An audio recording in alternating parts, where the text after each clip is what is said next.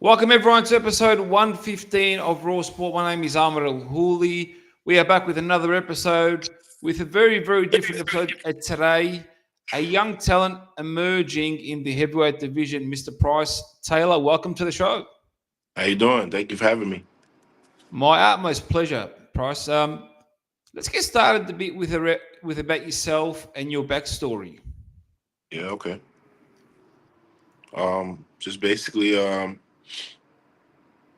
my backstory is basketball. Been a Yeah. basketball player my whole life. Um, I think I was an athlete. I could have played any sport. Um, just so happened to be basketball, and I wanted to take it to the top level, which was the NBA, of course. And I couldn't even get past college, and it wasn't because of the skill level. It's more of the grades and how good I was in school, academic side of it. I was good. I just didn't, care. Um, I didn't care because um, I felt as if what I didn't need this stuff when I get older if I'm playing basketball. So um, my grades wasn't so good when I graduated, and basketball I wasn't able to go to the school I wanted to go to, and because of that, I had to go to a college that didn't scout me. So I was a walk on, didn't get to play, didn't get any burn. Um, so I ended up I had good grades in college, and I was able to play at the end of the school year because I was one of the only few that actually finished and did classes, had good grades, So uh, I did one assignment at the end of the school year. Like as soon as everybody was about to leave, I had my ticket and everything. Um, I never had my own computer, and I still don't, and it's crazy because um, I needed a computer from the library, from the school library, and I took it in. I used it for the assignment, and by the time the day was up for me to leave, I was going to bring it in on Friday, and Friday was a day where it closed early. I never knew that because I usually don't take the computer out for too long. I just take it out for the day or just take it out, and use it in the library. But this time I needed it to take it into my dorm, and the library closed earlier than expected. So I ended up having to give it to my head RA, and my head RA was I asked him. He said yeah. He said no problem. So I trusted him to hand it in. I guess there was some type of mix up in the communication because he never turned it in. It was on his desk the whole year. So I get a call from the school saying that I have to pay for the computer they replaced and the computer I stole. You need to pay for that. And I told him I don't have a computer. I never stole the computer. I gave it in because I thought he gave it in. So I'm saying I told him I gave it in. They're telling me that no, you didn't. We had to replace it. So in order for you to attend any classes at the school, you have to pay for this computer. And they told me it was like $2,000. At the time, I don't even know how I got into school and paid for school. I'm not gonna lie, because I remember one situation. I tried to do work study. Work study. They said I couldn't do work study because I didn't make enough money. So that's how I was confused. I'm like, wait, work study? I thought it was to get money. You know, that was very confusing to me. So how I'm in this college is crazy to me. So the fact that they told me I need to pay for this, and I didn't even know. To me, $2,000 was a lot. Because coming straight out of high school, I never even seen that much money in one time. So the fact that they wanted me to pay for that, I wasn't even thinking straight. I just went straight. I went straight to yeah, nah, I'm good. Fuck school. I'm not about to go back to school. Oh, and honestly, my dad, he passed away unfortunately, but God at the bless. time, yeah, at the time, he told me that out of nowhere, it just was random. He didn't even know about the situation. He just said that we're not forcing you to go to school, just so you know that. And this is I want you to have the opportunity to choose yourself. And I was just like, wow, that's crazy. So it got to the point where it's like, yeah, I'm not going to school no more. Fuck school. And And then that's when I decided to start working. And my coworker introduced me to boxing, and he was pretty good, you know. Um, at the time, we ended up sparring each other. It was a draw, and I ended up taking it serious because I'm super competitive, and I wanted to get better than him to spar him again. We never sparred again, though. So you know, we never sparred again, and I ended up going to tournaments, amateur tournaments in New York. I became number one in New York. I tried to do national tournaments, and I never won first place in a national tournament, but somehow I was number one in the country because I could think just off points. Um, oh no, they had the person that was on the USA team. They took him off the leader rankings.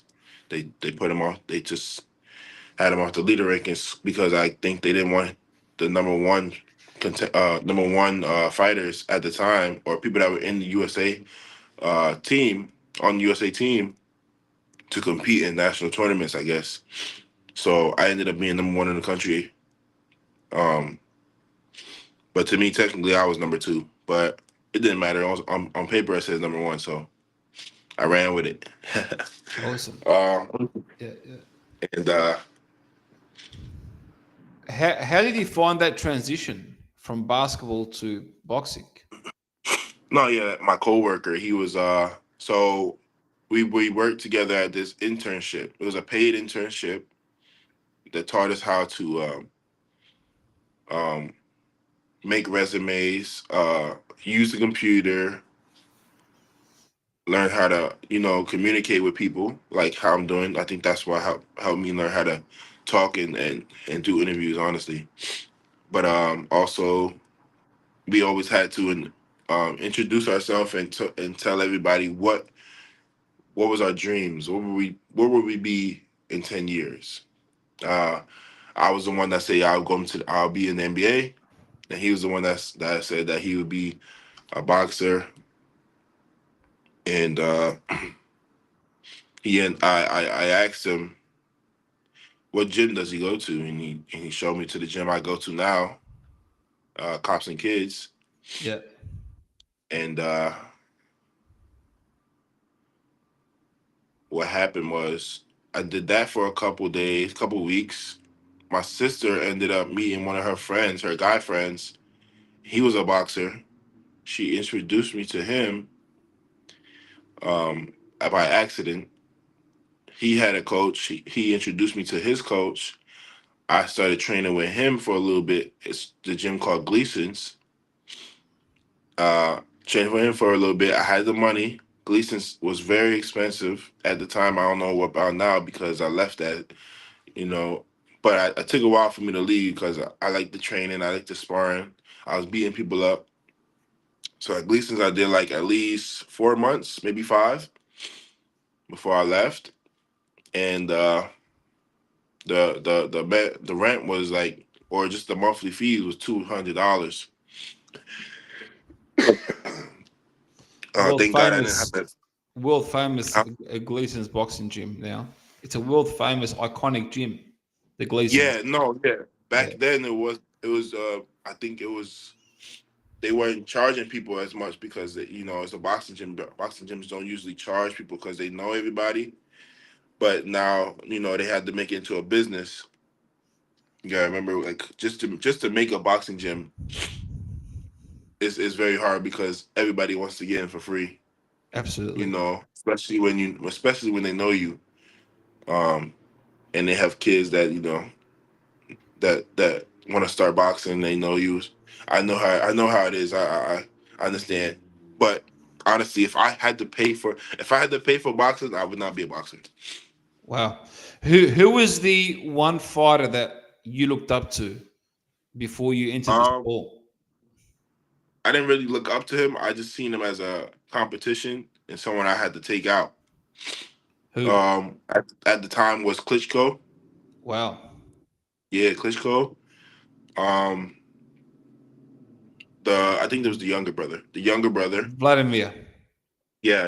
Vladimir. Yeah. That's the one that Anthony Joshua beat up. Yeah. Yeah, him.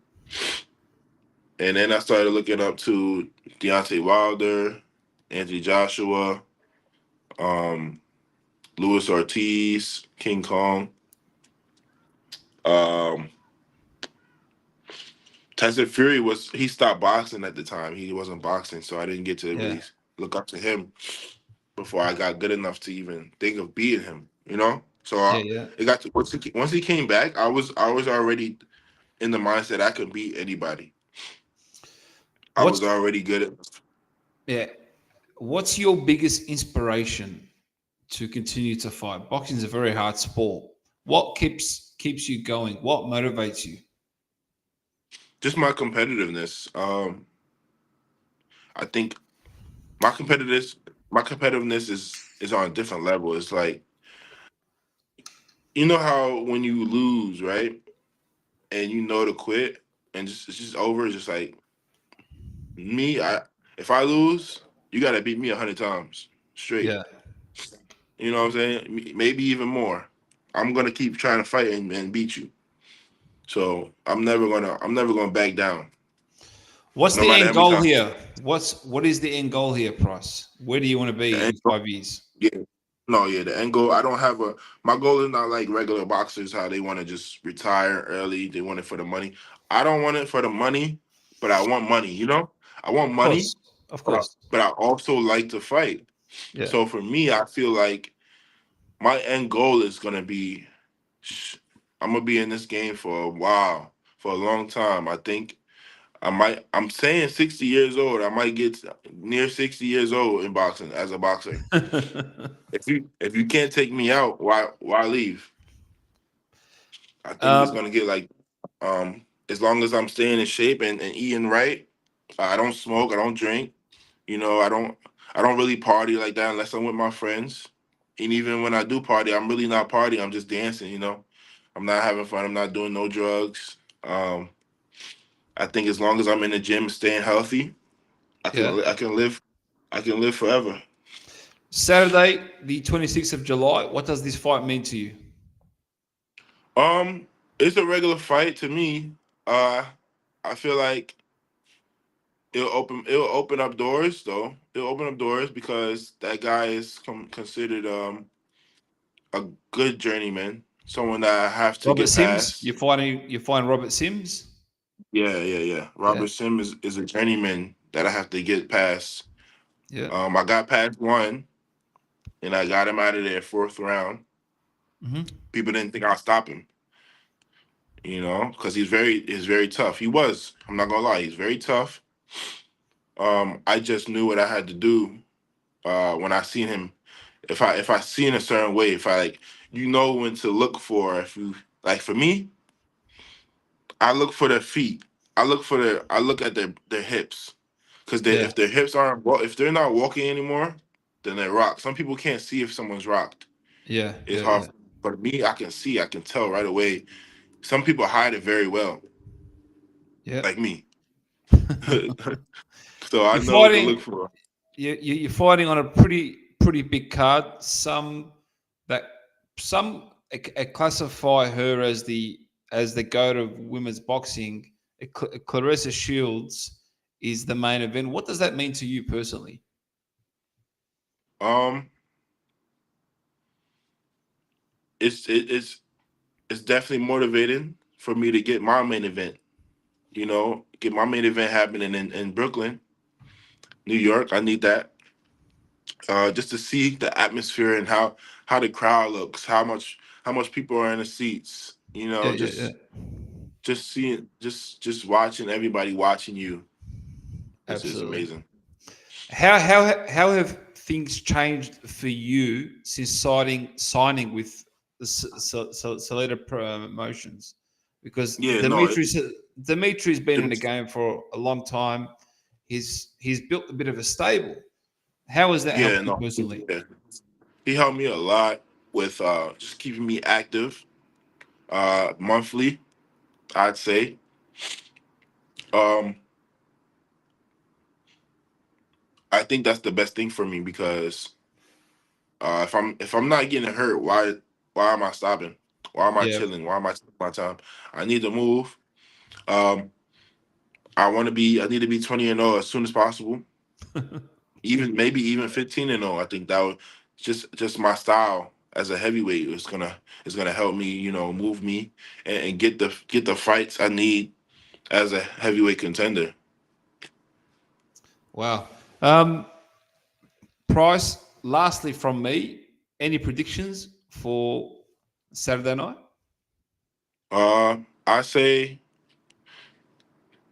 I don't think he's getting past the second round. and the main event? Main event, I think Clarissa Shields gonna win. There you I think go. she's gonna win. She has a better. I think she has a better style. Danielle has a pressuring style that is not very um that doesn't really work against a boxer. Hmm. Hmm. It's yeah. She's Clarissa is very fast. Yeah, yeah, yeah. Um and I think Danielle will have a problem. I don't think she's gonna get stopped. Danielle's very strong, but I think she won't have what it takes to throw her hands in a certain way to, keep up with Clarissa's speed and her style, her footwork, and I think it's not going to look very good. It might not go all the way. I think the ref might stop it. Honestly, now I'm thinking about it. And Honestly, I don't. lastly, where can people tune in and watch the fight? Oh yeah, go on the zone. You can watch it on Clarissa Shields undercard. If you want to watch me, I fight at 8 o'clock Eastern time, 8 p.m. Eastern time. Um, and that's all I know. That's all I know. Yeah, I think that's everything. But yeah. Awesome. Ladies and gentlemen, America's heavyweight hope, Mr. Pryce Taylor, thank you very much for joining me on Raw Sport. Take care, everyone.